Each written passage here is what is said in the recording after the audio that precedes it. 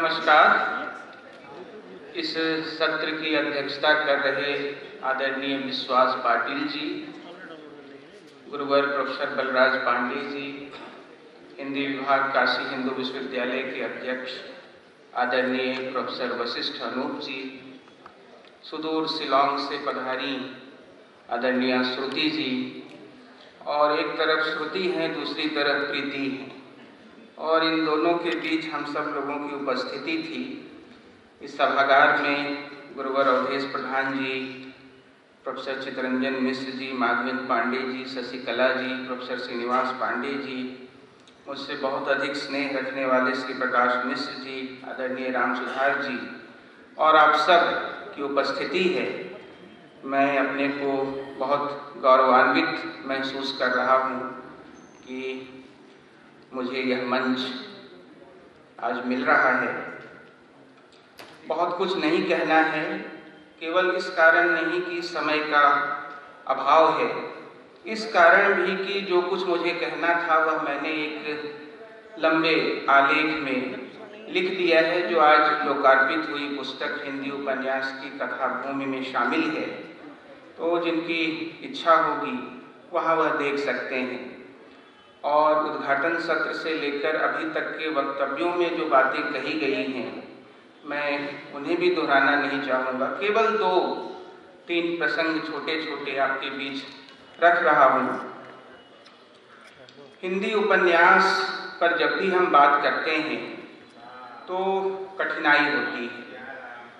कठिनाई का कारण यह है कि जिस तरह से अन्य विधाओं की सैद्धांतिकी का हिंदी में विकास हुआ है, कहानी और उपन्यास की सैद्धांतिकी का अभाव अभी भी है। और उसमें भी उपन्यास के विषय वस्तु, कथानक आदि पर तो विमर्श मिलता है, पर जिन कारणों से कोई रचना उपन्यास कही जाए या न कही जाए, यानी उपन्यास का शिल्प, वह पक्ष हिंदी में अभी तक आया नहीं है, उस पर विचार नहीं किया गया है।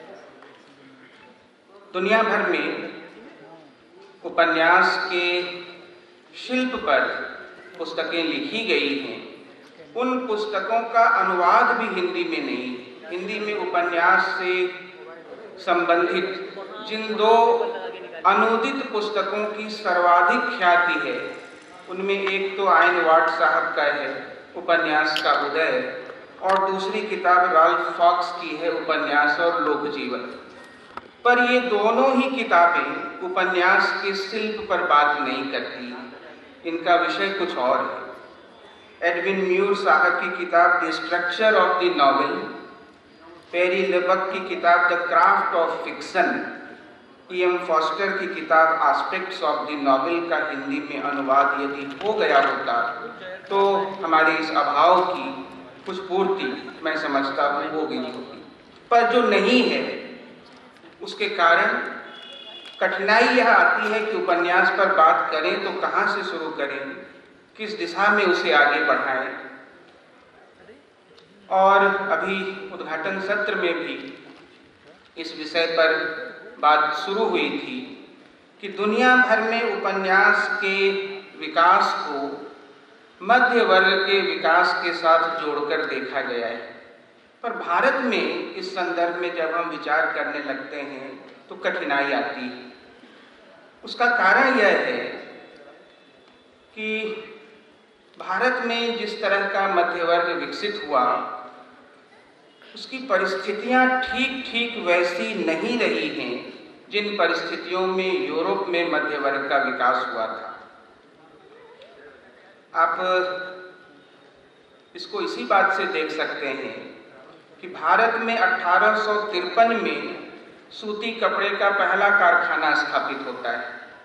1855 में बंगाल में जूट का पहला कारखाना स्थापित होता है।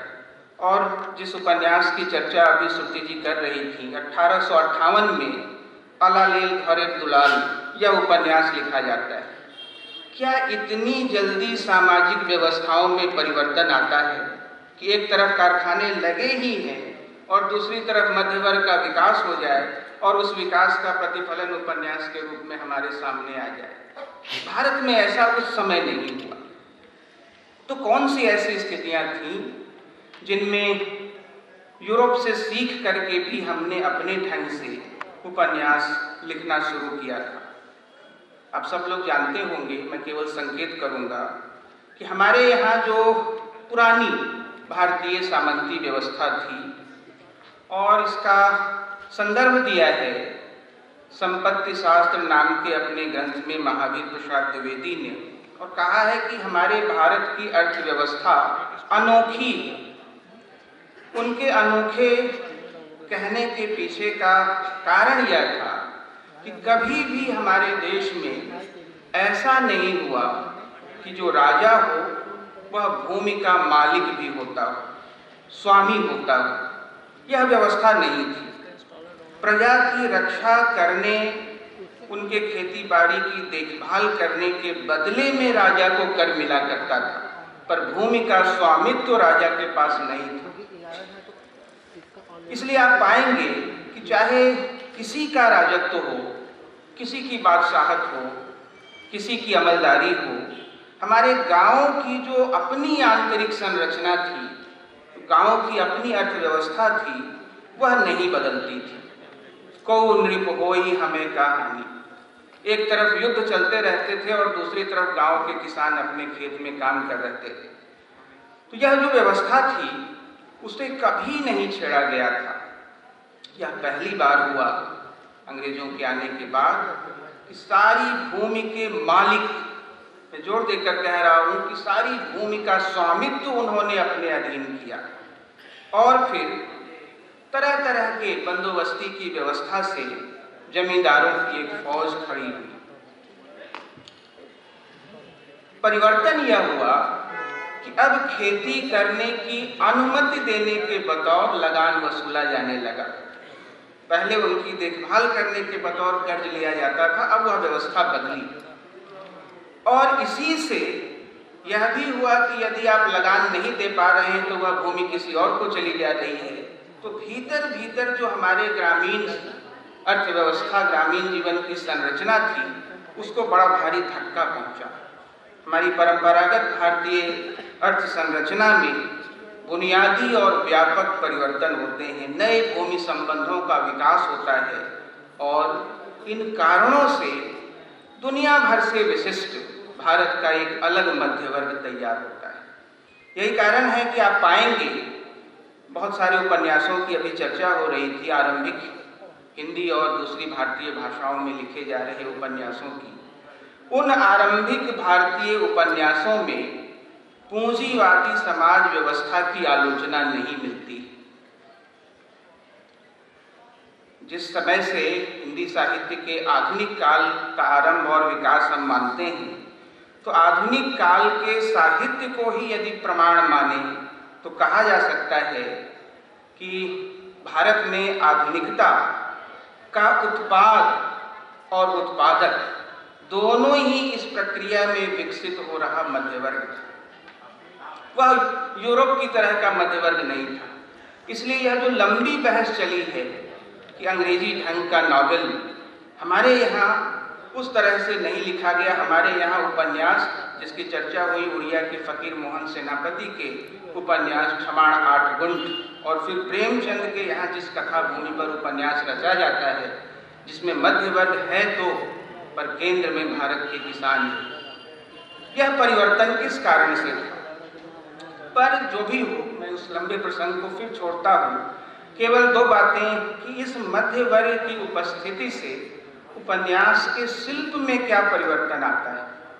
कथा को आप कई ढंग से कह सकते हैं, पर एक खास औपन्यासिक संरचना में मध्य वर्ग की कथा होने से क्या परिवर्तन आता है, मैं अपनी समझ से कुछ बिंदु आपके बीच रखना चाहता हूँ।